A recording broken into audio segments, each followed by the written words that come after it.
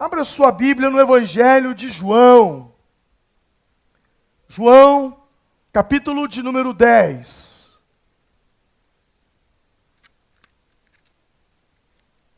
João, capítulo 10.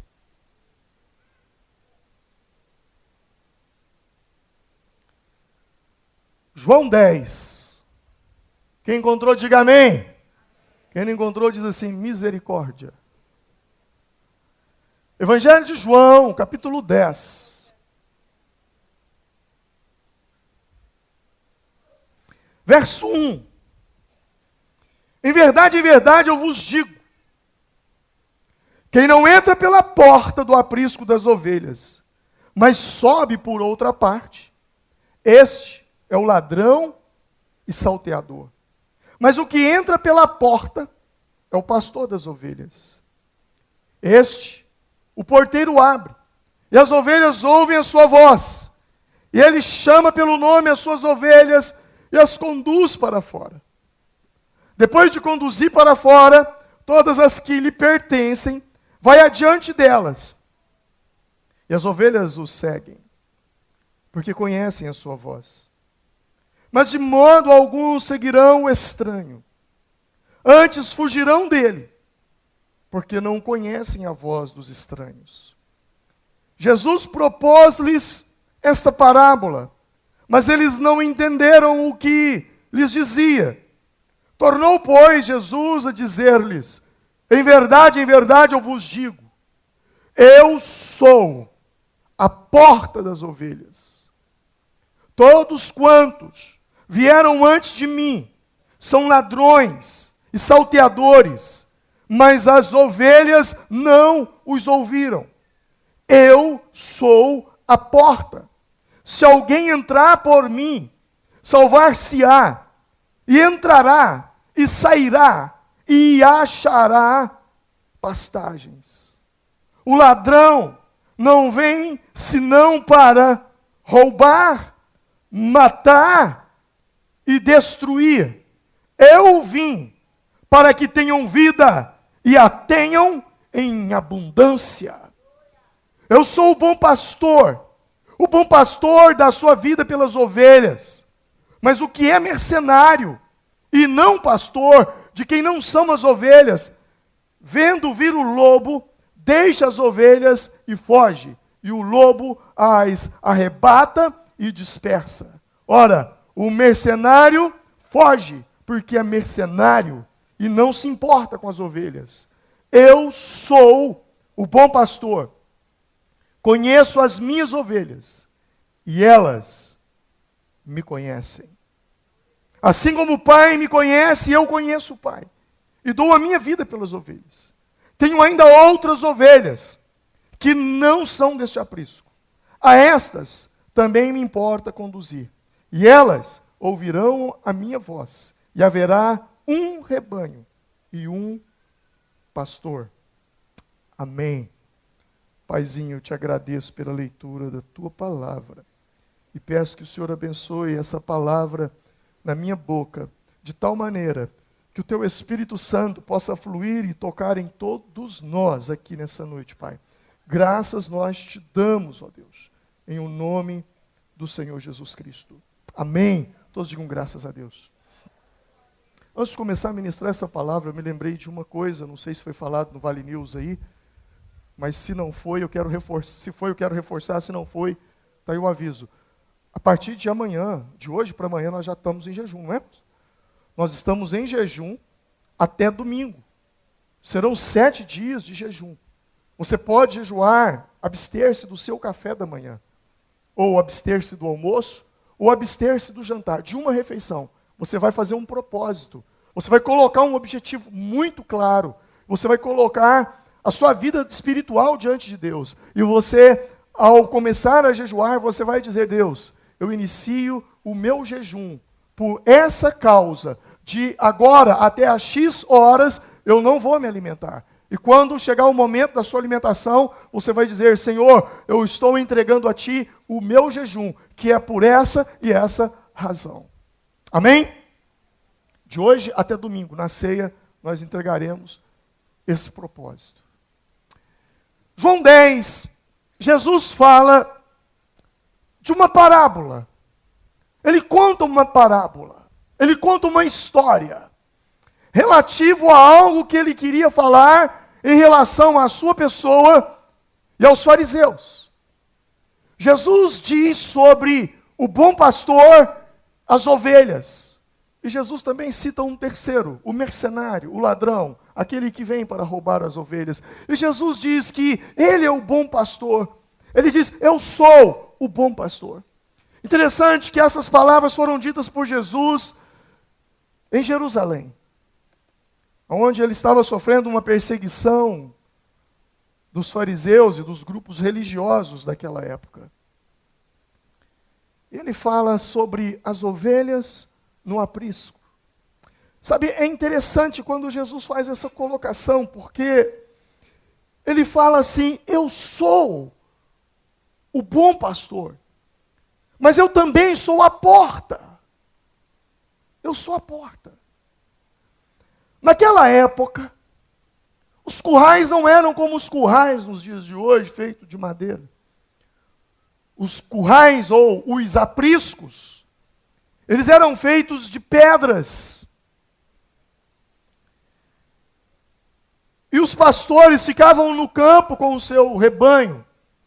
Mas quando chegava a noite, os pastores então conduziam os seus rebanhos para dentro do aprisco. E ali eles ficavam. E quando amanhecia o dia, o pastor então se despertava, e havia outros pastores ali, e aquele pastor se despertava, levantava, e ao sair do aprisco, ele dava um grito. As ovelhas estavam todas misturadas, mas as ovelhas daquele pastor conheciam a voz daquele pastor. E elas então o seguiam. E ele saía, e o rebanho saía com ele. E eles então iam ao pasto, e o pastor os levava para pastar. E à noite, o processo voltava para o aprisco. Eles dormiam, na manhã seguinte, ele dava um grito, e as ovelhas acompanhavam, porque conheciam a sua voz. Sabe de uma coisa? Há muito tempo, eu entendi que Deus não me chamou para ser pastor dessa igreja. Deus me chamou para ser pastor desta cidade. E é incrível isso, como que isso acontece na minha vida constantemente. Às vezes eu estou numa loja, eu estou no mercado, eu estou em algum lugar, e ao estar ali, tira para lá, meu irmão, obrigado. Esse lugarzinho aqui é sagrado para mim estar. E quando eu estou num determinado lugar e eu estou conversando, de repente alguém diz assim, olha, eu te conheço de algum lugar.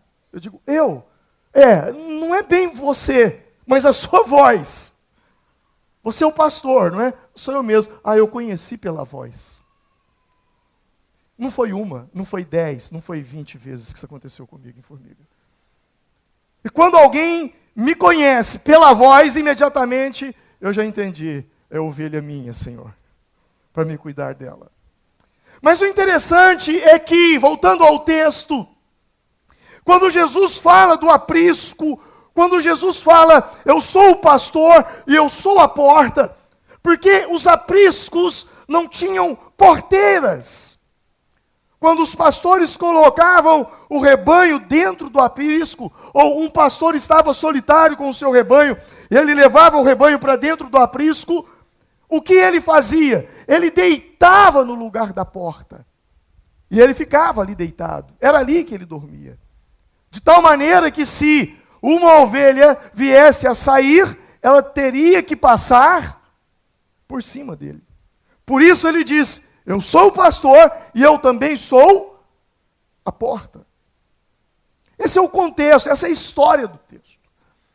Mas o que me chama a atenção nesse texto é que quando Jesus fala isso, ele mostra que, além dele, há um falso pastor, o mercenário, Aquele que não entra pela porta. Por que ele não entra pela porta? Porque o pastor verdadeiro está na porta. Então ele entra pelos fundos. Ele pula o muro.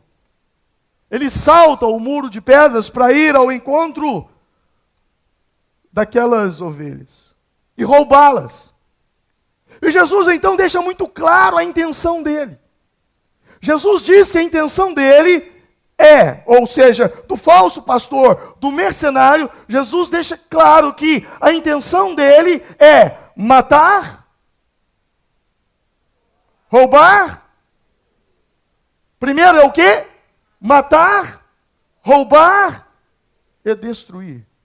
O diabo, o ladrão, ele vem senão para matar, roubar e destruir. Mas Jesus também deixa muito claro o propósito dele. E ele diz: eu vim para que tenhais vida, e vida em abundância. E é sobre isso que eu quero falar nessa noite. Sabe, Jesus diz: eu vim para que vocês tenham vida, e vida abundante. Esse texto me chama a atenção porque, em alguns momentos, Jesus fala da vida eterna. Em alguns momentos, Jesus fala da vida pós-morte. Jesus diz: aquele que crer em mim, ainda que esteja morto, viverá. Jesus está falando da vida eterna. Jesus está falando da vida após a morte. Mas em João 10, quando ele diz: eu vim para que vocês tenham vida, e vida em abundância. Quando Jesus diz sobre a vida abundante, ele está falando de uma vida aqui na terra. Ele fala de vida eterna.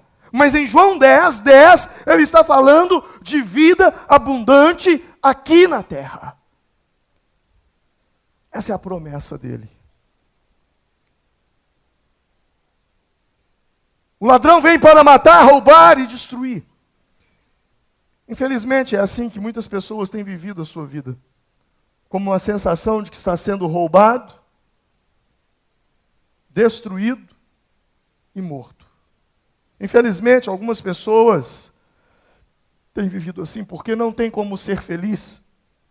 Não tem como ter prazer na vida, vivendo a sensação de roubo, morte, destruição. É impossível. Qual é a sensação de ser roubado? Sabe, uma das piores dores que existe é a dor da perda. A dor da perda, segundo alguns pesquisadores, ela é mais forte do que a dor do parto.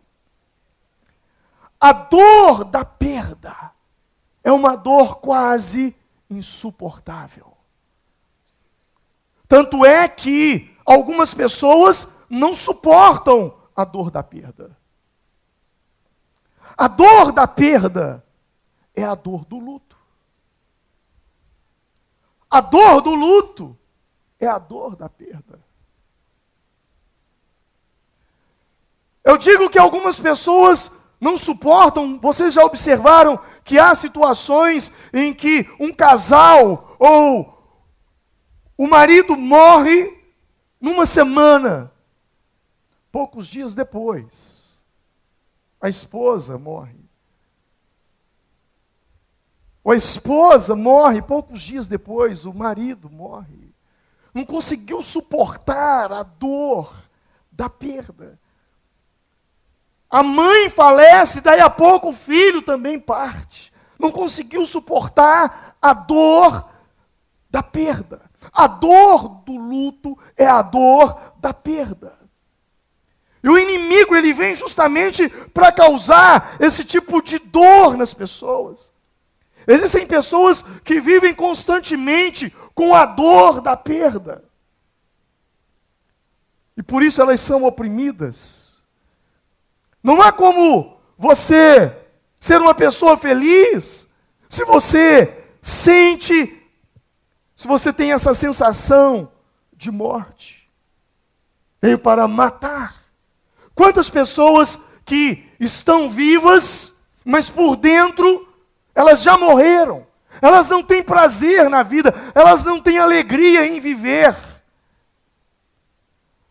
Há dentro delas um vazio que não se preenche com nada. Parece que a vida não tem sentido, tudo está ruim, há uma tristeza na alma. Não tem coragem de enfrentar a vida. Amanhã é uma segunda-feira na qual ela simplesmente vai ficar prostrada, porque ela já perdeu a vontade de viver.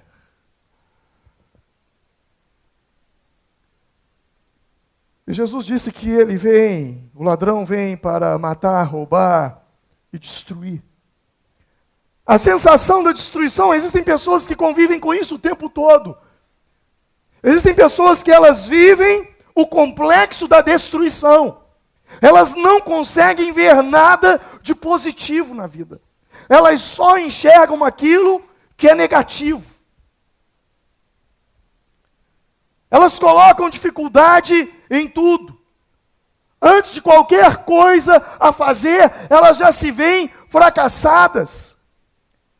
Sentem o tempo todo um abatimento. Em tudo, só veem impossibilidades, impotência diante de situações. Assim vivem pessoas completamente destruídas. São solitárias, vazias, abatidas de esperança. Por quê? Porque elas não têm Jesus como seu pastor.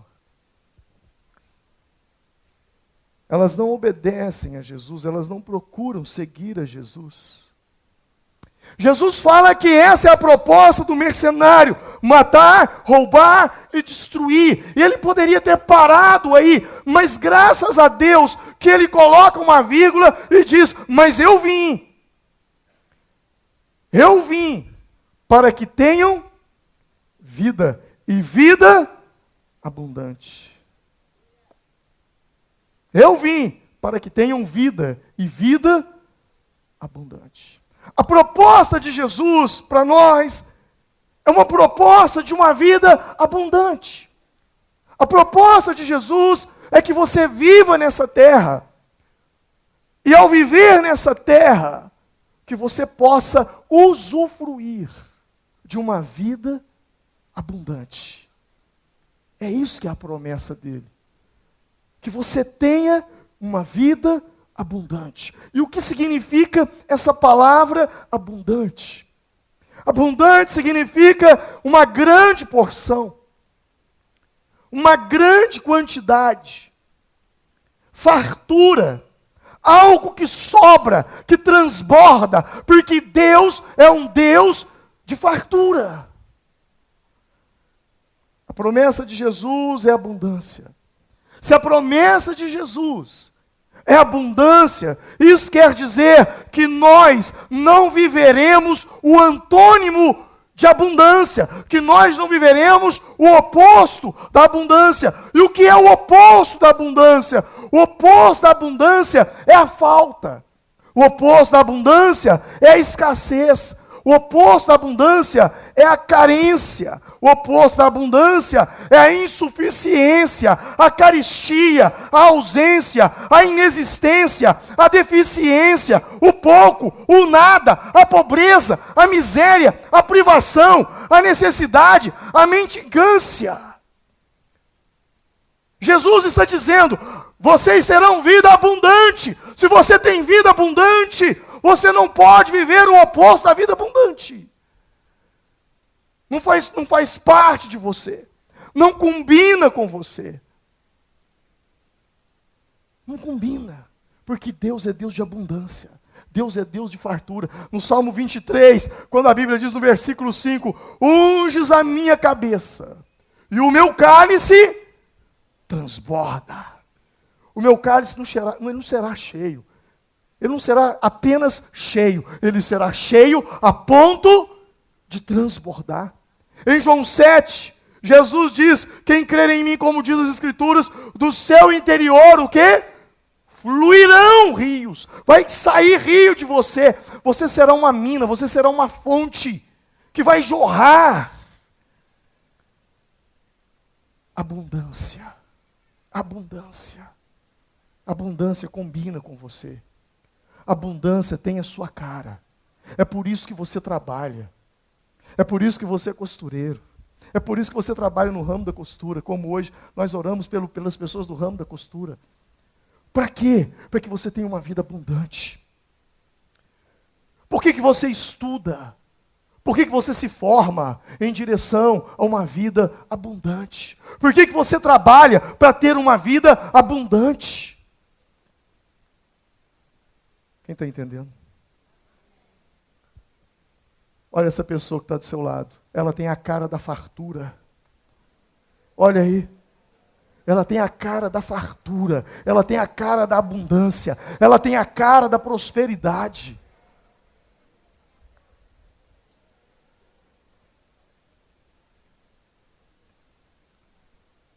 Deus tem abundância para os seus filhos. Deus não tem prazer na miséria dos seus filhos. Deus não tem prazer.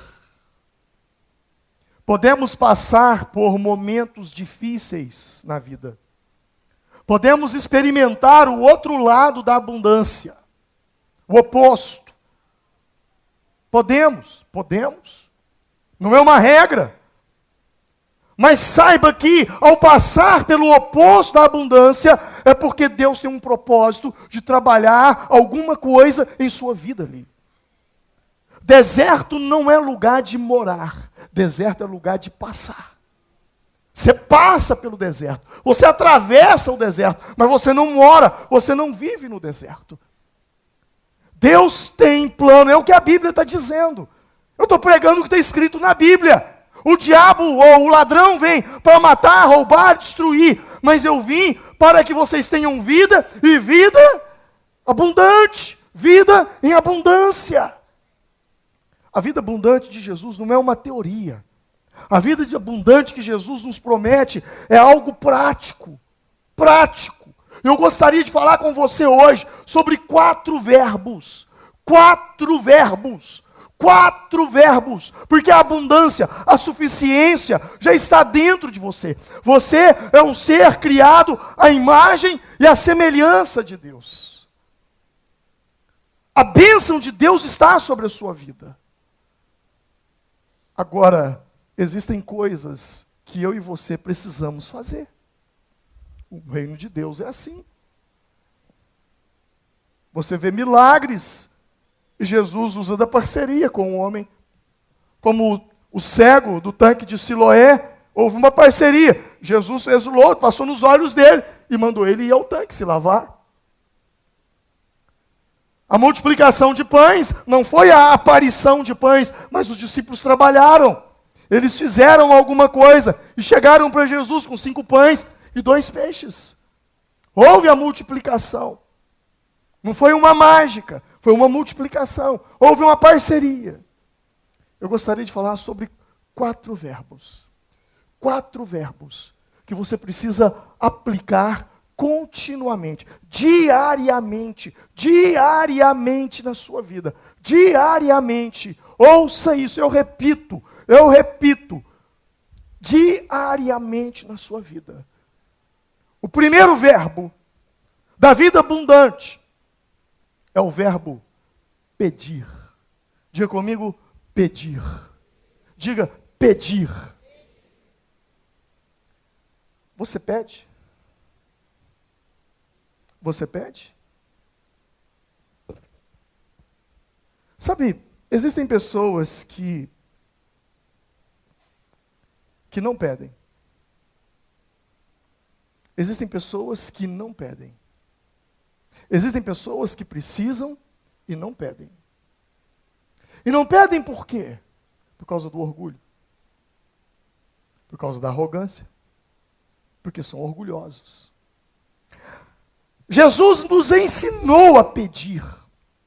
Foi Ele mesmo quem disse, eu vos digo a vós, pedi e dar-se-vos-á. Lucas capítulo 11. Pedi e dar-se-vos-á. Buscai e achareis. Batei e abrir-se-vos-á. Porque qualquer que pede, recebe. E quem busca, acha. E quem bate, abrir-se-lhe-á. Pedi, pedi e dar-se-vos-á. Diga comigo, pedi e dar-se-vos-á. Jesus está ensinando a você, peça, peça, peça. Algumas coisas não aconteceram na sua vida, porque você não foi ousado o suficiente para pedir. Há pessoas que dizem assim, mas e se eu pedir e receber um não? Daí, o não, você já tinha de todo jeito. Você está entendendo? Peça! Mas eu te pergunto, você tem pedido? De 1 a 10, onde 1 é o mínimo e 10 é o máximo, dá uma nota do quanto você pede. De 1 a 10, qual é a nota que você dá a você mesmo? Qual é a nota que você dá? Quando Jesus diz, pedi, pedi, e dar-se-vos-á. Sabe, às vezes o marido, ele tem vontade de chegar em casa e encontrar no almoço um bife macio, acebolado, e com um ovo em cima. Como é que chama isso aí? Bife a cavalo? Bife a cavalo, não é cavalo, bife é o ovo, bife é galinha. Então. Ele quer, ele deseja chegar em casa, ele está cansado, ele trabalhou tanto, e ele fala assim, quando eu chegar em casa hoje, mas eu quero comer um bife acebolado. E aí quando ele chega em casa, ele abre a geladeira, e ele vê o bife, ele vê a cebola, e ele fala, essa minha esposa hoje fez um bife acebolado. Quando ele abre a tampa, quando ele remove a tampa da panela, chuchu com abobrinha. Aí ele olha para a esposa e diz assim, mas você não fez bife acebolado? Não, eu não sabia que você queria. Não, mas tem na geladeira. Eu sei que tem, mas você não me pediu. Sim ou não? Não basta saber que tem, você precisa pedir. Deus dá a quem pede. Mateus 21, 22. E tudo o que pedirem em oração, se crerem, vocês receberão. Filipenses 4, 6. Não estejais inquietos por coisa alguma, antes as vossas petições sejam em tudo conhecidas diante de Deus, pela oração e súplica, com ações de graças. Antes as vossas petições, não estejais inquietos, não fique ansioso por qualquer coisa. Antes que a sua petição seja conhecida em tudo diante de Deus. É como se Paulo escrevendo aos Filipenses falasse assim, vocês precisam fazer uma lista de pedidos. Vocês precisam fazer uma lista de pedidos. Se você não pedir, Deus não vai te dar. Deus sabe que eu preciso, como a esposa sabe que tem o bife acebolado na geladeira. Mas Ele ensinou a pedir. E você precisa pedir. E aí eu te pergunto, numa escala de 0 ou de 1 a 10, qual é a nota que você dá em relação a pedir? O quanto você tem feito petições nas suas orações? O quanto você tem parado e pedido diante de Deus? Se nós aprendermos a transformar reclamação em petição através da oração, nós vamos presenciar muitos milagres de Deus nas nossas vidas. Se as coisas que você reclamou na vida, você tivesse orado, você não reclamaria depois. Não reclamaria. Mas a vida abundante também passa por um outro verbo. Arriscar. Diga comigo, arriscar. Diga, eu preciso arriscar. Existem muitas pessoas que querem ter uma vida abundante, mas não querem correr risco nenhum. Não querem. Pessoas que entraram na zona de conforto. Elas querem crescer. Elas querem romper. Elas querem ir além das suas limitações, além dos seus limites, mas elas não estão dispostas a arriscar. Eu te pergunto, nesse momento da vida, o que você está arriscando? Que risco você está correndo?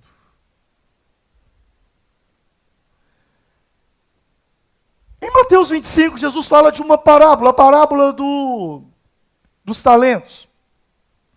E ele fala de um que recebeu 5 talentos, e outro que recebeu 2, e outro que recebeu 1.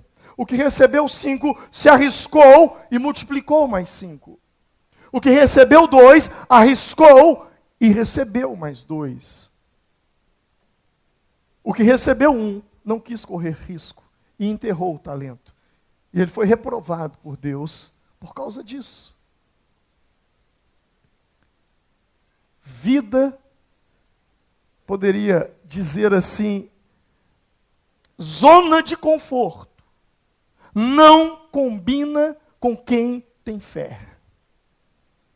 Zona de conforto é o oposto da fé.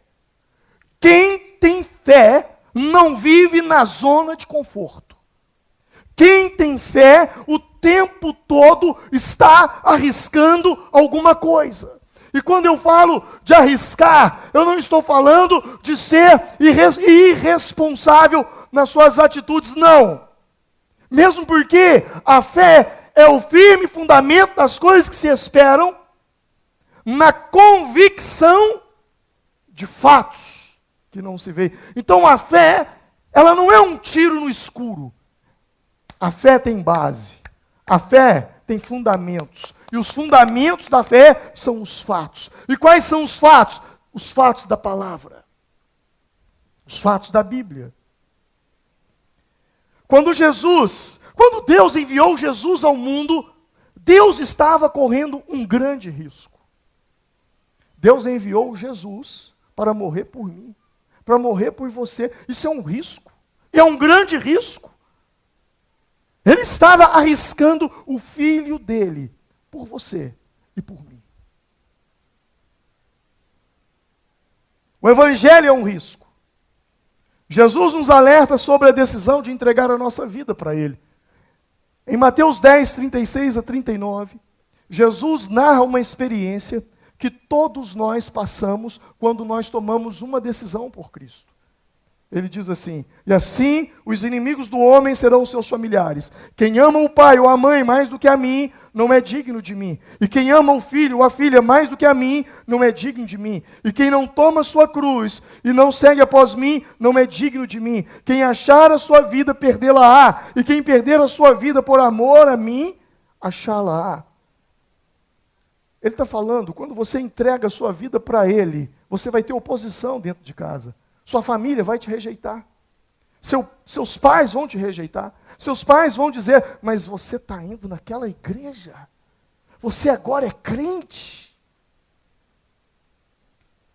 Eu queria ter ouvido que o meu filho tivesse morrido do que ser crente.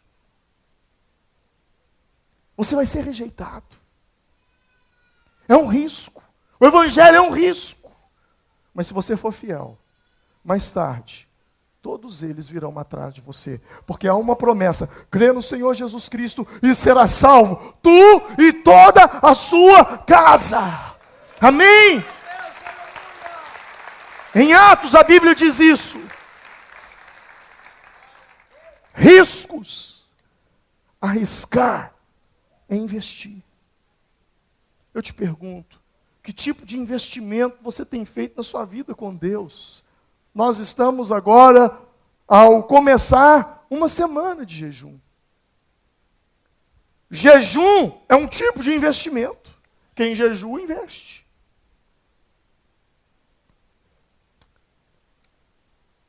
Oração é um investimento. Quando você se levanta de casa e vem e entra naquela torre para orar, você está investindo. É investimento. Quando você vem para cá e passa aqui horas em oração, você está investindo. Daqui a 15 dias, nós teremos um encontro com Deus. É um retiro espiritual de transformação na sua vida física e material. É um investimento. Eu te convido a estar ali, a passar ali aquele final de semana, para receber um investimento de Deus na sua vida. E ao mesmo tempo você investir tempo ali, parar com tudo, para estar ali, ouvindo, recebendo de Deus. Arriscar é investir na sua vida. Quanto você tem investido em você? Que tipo de investimento você tem feito em você? Arriscar é se permitir. Quantas coisas que você não se permite? Há pessoas aqui que elas não se permitem amar outras pessoas. Há pessoas aqui que elas não se permitem se relacionar com outras pessoas.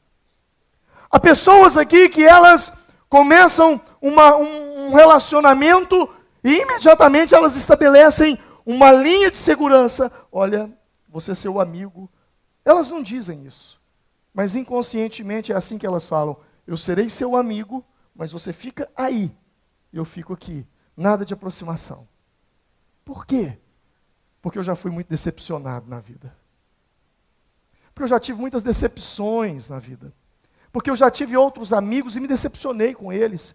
Eu já tive outras amigas e me decepcionei com elas.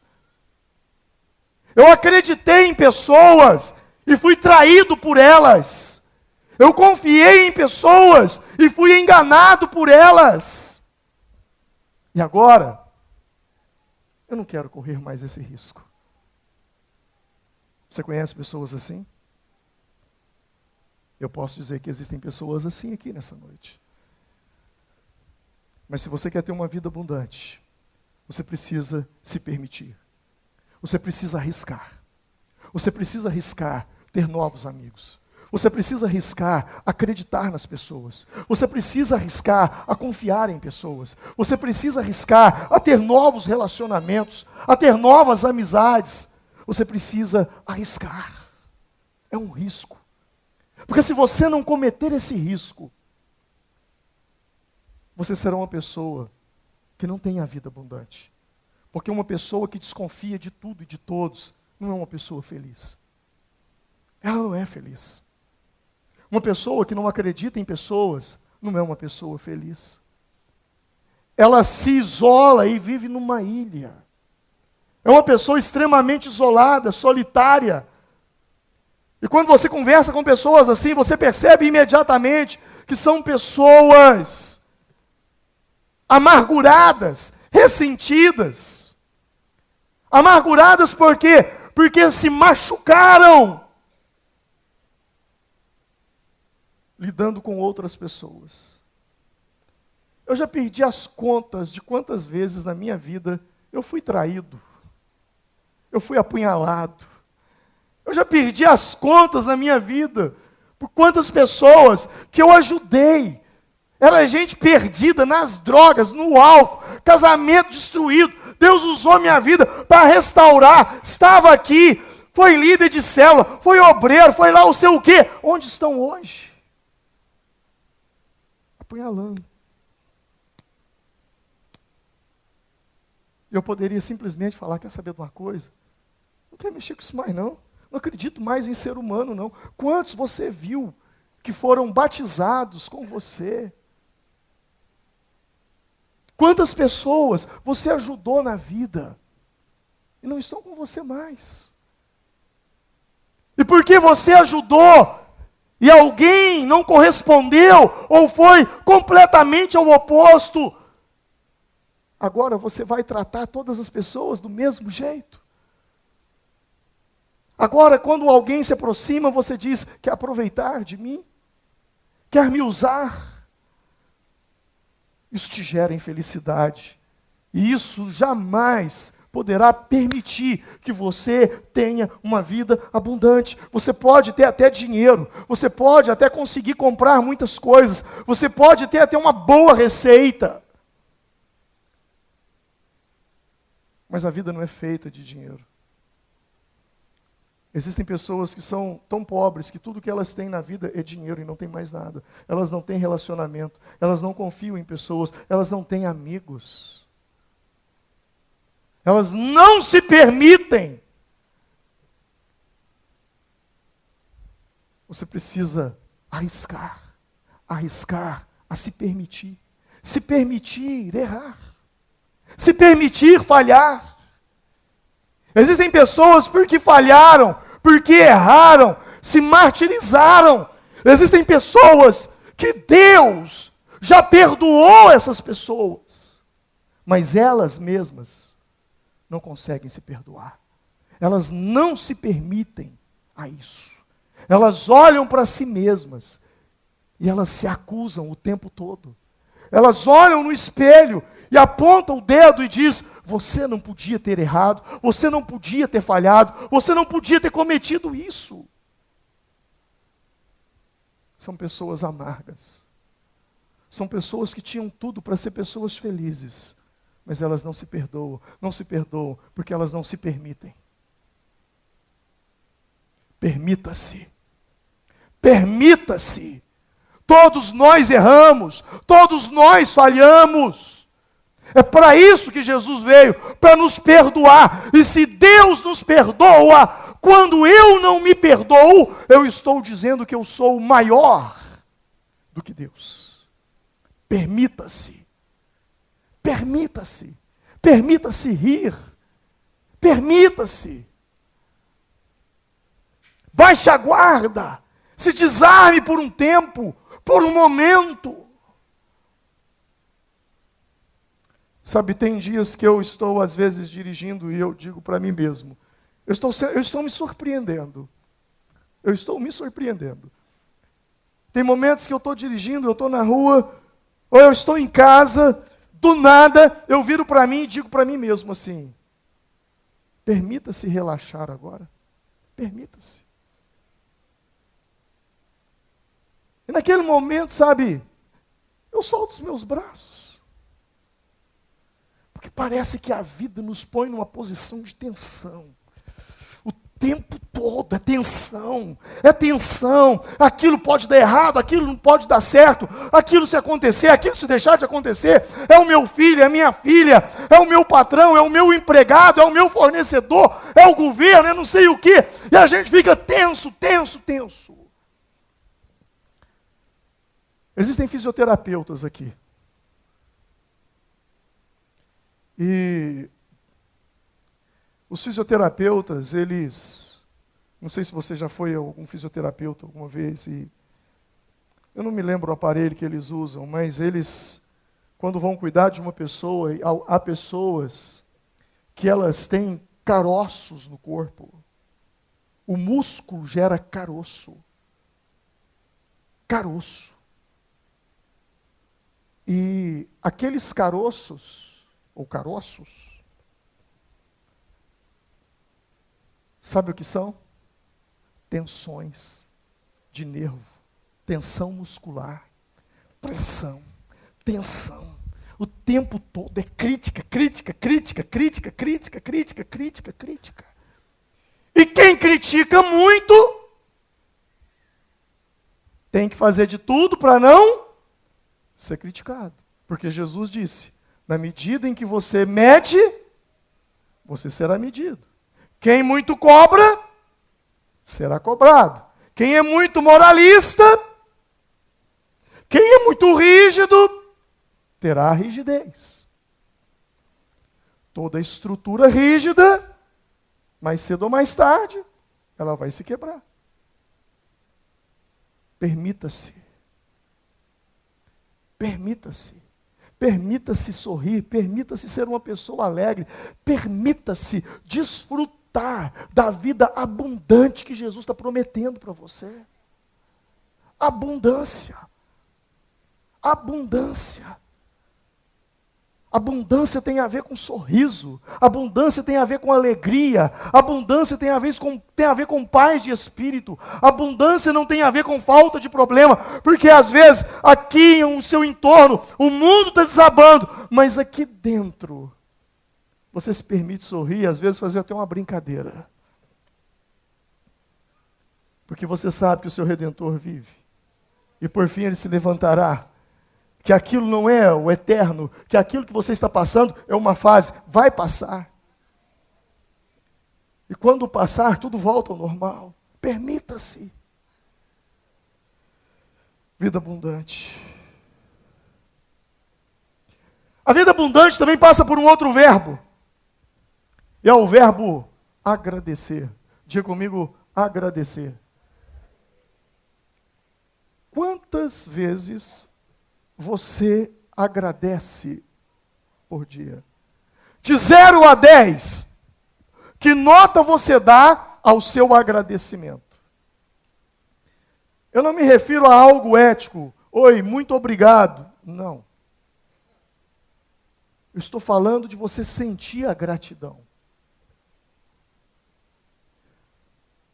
1 Tessalonicenses 5,18 diz, em tudo dai graças, porque essa é a vontade de Deus em Cristo Jesus para convosco. Ser agradecido, ter o hábito de agradecer, ter o hábito de dizer, obrigado Deus, Deus eu te agradeço, Deus eu te agradeço por essa noite que eu dormi, que noite maravilhosa. Deus, obrigado por esse dia que eu tive. Deus, obrigado por esse almoço, que almoço maravilhoso. Deus, obrigado por essa água, eu estava com tanta sede. Agradecimento. Eu já preguei aqui, no final do ano passado, sobre o poder do agradecimento, que Jesus, quando foi ressuscitar Lázaro, antes da ressurreição, ele diz, graças te dou, ó Pai. Jesus, antes da multiplicação de pães, quando apresentaram a ele 5 pães e 2 peixinhos, ao invés dele reclamar, ele diz, graças te dou, ó Pai, que o agradecimento tem o poder da multiplicação, o agradecimento tem o poder da ressurreição. Mas eu vou te contar uma nova, que eu não sabia. A neurociência, o que a ciência diz sobre o agradecimento? O que cientistas descobriram? Eles descobriram que quando você agradece, o seu cérebro entende que algo bom aconteceu.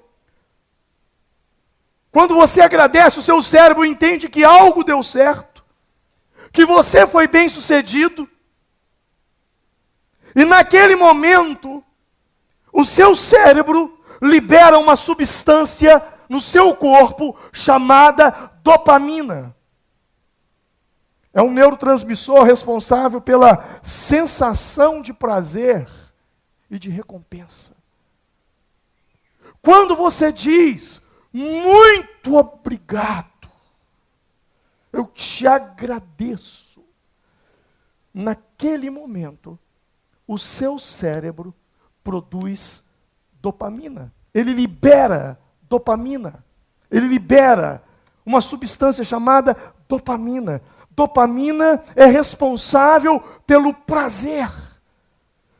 Sensação de recompensa. Mas além da dopamina, o cérebro libera um hormônio chamado ocitocina. E o que é a ocitocina? É conhecido como o hormônio do amor, que estimula o afeto, que traz tranquilidade, que reduz a ansiedade, que reduz o medo, que elimina a fobia. Eu vou te dar uma receita de cura para fobia. Pessoas que têm fobia. Pessoas que têm transtornos de medo. Quando você for dormir, sempre faça isso. Procure razões pelas quais você deve agradecer. Desde o ar que você respira, a água que você bebeu. Procure razões. E quando você se levantar e for começar o seu dia, comece o dia agradecendo. Agradecimento gera ocitocina, que elimina o medo. O hormônio do medo, ou do estresse, da tristeza. Agradeça, agradeça, sinta a sensação do agradecimento. Você vai ver a depressão indo embora. Não é a felicidade que nos torna gratos, mas é a gratidão que nos torna pessoas felizes. Agradecer por aquilo que você tem te leva a obter aquilo que você quer. Quanto mais você agradece aquilo que você tem, mais facilita obter aquilo que você quer. Quando você escuta as pessoas nos corredores, no geral as pessoas estão reclamando daquilo que tiveram e perderam, ou daquilo que gostariam de ter e não obtiveram. Raramente você vai encontrar uma pessoa dizendo assim: eu gostaria de ter uma boa família e eu tenho. Eu sou grato por isso. Obrigado, Deus. Eu não gostaria de ter câncer e eu não tenho. Obrigado por isso, Deus. Agradeça. Agradeça. Eu não estou aqui te dando, eu não estou falando aqui de autoajuda. Eu estou falando aqui de ajuda do alto. Deus deixou uma ajuda do alto para nós, que se chama: seja uma pessoa grata, alguém que agradece, alguém que sinta a sensação de agradecimento. Isso vai transformar a sua vida, isso vai mudar você. Ao oposto do agradecimento, pessoas deprimidas, elas raramente têm motivos para, motivos, eu digo entre parênteses, motivo entre aspas, para agradecer. Elas têm, mas elas não conseguem ver nada. Nada. Mas quando elas são direcionadas a uma vida de agradecimento, a agradecer, a depressão começa a diminuir. Existem relatos científicos disto. E por último, vida abundante. Vida abundante passa por um verbo chamado declarar. Declarar. Diga comigo, declarar.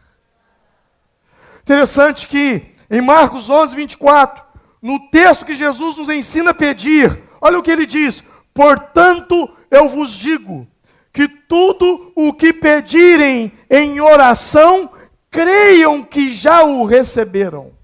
Diga comigo, creiam que já o receberam. Diga, eu creio que eu já recebi. Quando você crê que você já recebeu, então você declara. Você passa a se comportar daquele jeito. Aquilo que você deseja se tornar na vida, você precisa declarar. Você precisa se comportar como tal. Como assim? Que você assuma, declarar, tem a ver com assumir a sua identidade. Quem você é. Se tem uma coisa que o diabo não quer, é que você assuma a sua identidade. Pastor, e qual é a minha identidade? A minha identidade é uma identidade de nova criatura. Pois se alguém está em Cristo, as coisas velhas passaram e tudo se fez novo. Eu sou uma nova criatura. O versículo que antecede, 2 Coríntios capítulo 5, 17, que fala de se alguém está em Cristo, nova criatura é. Versículo 16 diz assim: assim, de agora em diante, a ninguém mais consideramos do ponto de vista meramente humano. Assim, de agora em diante, a ninguém consideramos segundo a carne, diz o texto. Você olha para uma pessoa, simplesinho, sem leitura, um homem do campo, com as mãos cheias de calo, mal sabe escrever, mal sabe ler, mas ele teve um encontro genuíno com Cristo. Ele teve uma experiência genuína e verdadeira com Deus. Ao olhar para aquele homem com as mãos calejadas, sem formação acadêmica, sem recursos universitários, sem diploma na parede, mal sabe ler e mal sabe escrever, não o veja como um ignorante, porque ele não é. Ele tem a mente de Cristo. E quem tem a mente de Cristo supera todas as necessidades que a vida impõe. Daquela boca é possível sair palavras que nenhum filósofo consegue falar. Porque ali existe uma sabedoria. Não é a sabedoria humana, é a sabedoria divina. A sabedoria divina nos coloca em grau superior a qualquer homem do planeta Terra. Você está entendendo isso? A graça que vem de Deus supre qualquer necessidade que você possa ter.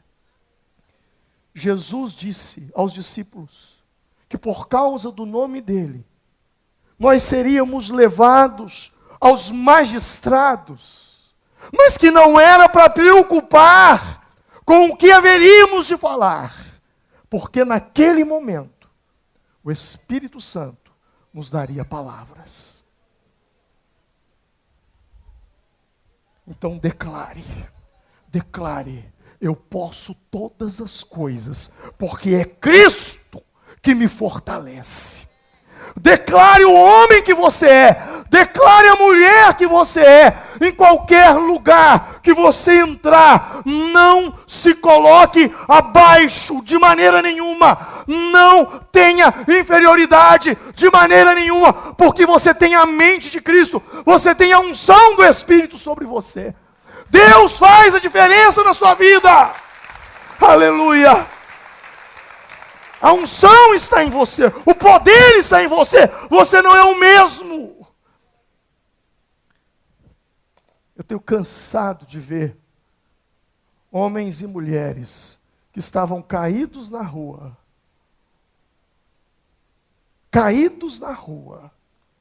experimentando do próprio vômito, gente que ninguém dava nada por eles, gente que as pessoas passam e diz, olha aí, coitado, vagabundo. Gente como aquela, que um dia resolve entregar a vida para Jesus. Amanhã pode ser o seu pastor, a sua pastora. Nunca despreze, sempre declara o poder de Deus que está dentro de você, que te capacita, que te fortalece. Amém? Declare a coisa que o diabo mais odeia na nossa vida. Uma coisa que Satanás, ele não confessa sobre nós. Ele detesta quando você assume a sua identidade de dizer, eu sou filho de Deus. O diabo detesta isso. Tanto é que quando eles vêm nos criticar, ou quando a igreja faz alguma coisa, eles dizem, evangélicos fazem isso. Evangélicos fazem marcha para Jesus. Os protestantes não sei o quê. Os crentes não sei o quê. Mas eles não falam, os filhos de Deus. Porque o diabo teme isso. Teme porque quem é filho é herdeiro. Você é herdeiro das promessas do Pai para você. Todos quantos o receberam, diz João, deu-lhes o poder de serem feitos filhos de Deus. Essa é a sua identidade. Filho de Deus, filha de Deus, se coloque em pé e nós vamos orar, porque você é herdeiro da vida abundante.